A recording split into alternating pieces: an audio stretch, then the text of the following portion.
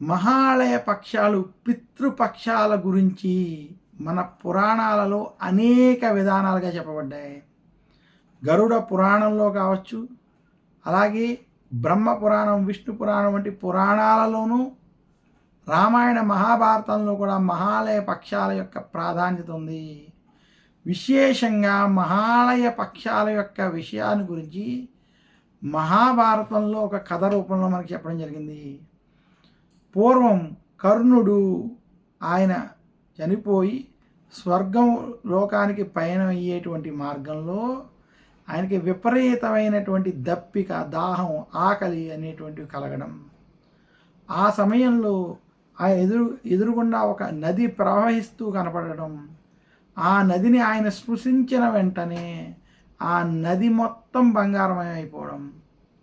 మరికొంత దూరం వెళ్ళాక ఒక మామిడి చెట్టు కనపడి ఆ చెట్టుకున్నటువంటి మామిడి పండుని తిందామని దాన్ని పట్టుకుంటే ఆ మామిడి పండు, అలాగే విశేషించి ఆ చెట్టు కూడా బంగారమయం అయిపోవడం.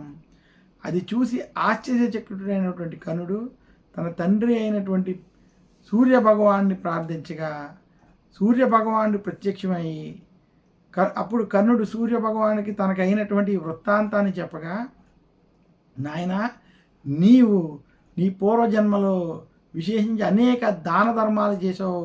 అడిగిన వారికి లేదనకుండా వారికి సువర్ణ దానం వంటి దానాలు, రత్నదానాలు అనేక చేసావు. కానీ ఏ పితృదేవతలకి శ్రాద్ధ కర్మలు కానీ, పిండ ప్రదానాలు కానీ, తర్పణాలు కానీ, దానాలు కానీ, అన్నదానం వంటి దానాలు కానీ నీవేమీ ఆచరించలేదు. దాని ప్రభావం వల్లే నీకు ఇలాంటి ఫలితం కలిగింది అని చెప్పగా, దానికి బాధపడినటువంటి కర్ణుడు, నాకు పితృదేవతలు ఉన్నారు అనేటువంటి విషయమే తెలియకపోవడం, నా యొక్క పుట్టుక విషయమే నాకు తెలియకపోవడం వలన నాకు ఇలాంటి తప్పు చేయాల్సినటువంటి స్థితి ఏర్పడింది. ఇందులో నా దోషము లేదు. అందువల్ల దయచేసి ఈ దాన ధర్మాలన్నీ చేసుకుని పితృదేవతల్ని తరింపజేయడానికి నాకు ఒక్క అవకాశం ఇవ్వాలని కోరడం.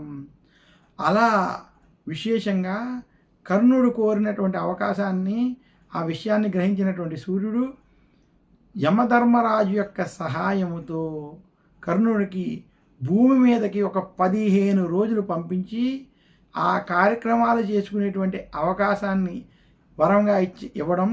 అలా కర్ణుడు భూలోకానికి వచ్చినటువంటి రోజు భాద్రపద మాస కృష్ణపక్ష పాడ్యమి.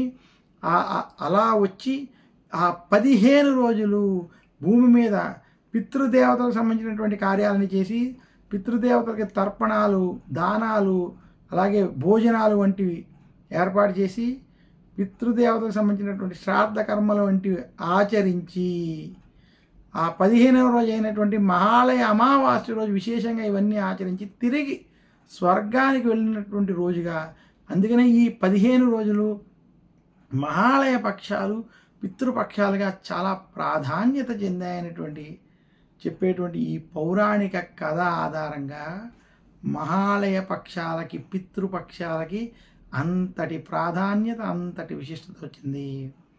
అందుకనే మహాలయ పక్షాల్లో, పితృపక్షాల్లో ఎవరైతే పితృదేవతలకు సంబంధించినటువంటి కార్యక్రమాలు ఆచరిస్తారో వారికి కర్ణుడు ఆచరించినటువంటి తర్పణాలు, దానాలు, అలాగే భోక్తలకి భోజనాలు వంటివి ఏర్పాటు చేసి పితృదేవతలను స్మరించుకుని వారికి అర్ఘ్యం వంటి వదిలి పిండ ప్రదానాలు వంటివి చేసినటువంటి వారికి పితృదేవతల యొక్క అనుగ్రహం చేత వారికి రుణ బాధలు తొలగి సుఖ సంతోషాలు, ధనాభివృద్ధి కూడా కలుగుతుందని మనకి మహాలయ పక్షాలకి సంబంధించినటువంటి పురాణ కథల ద్వారా చెప్పబడింది.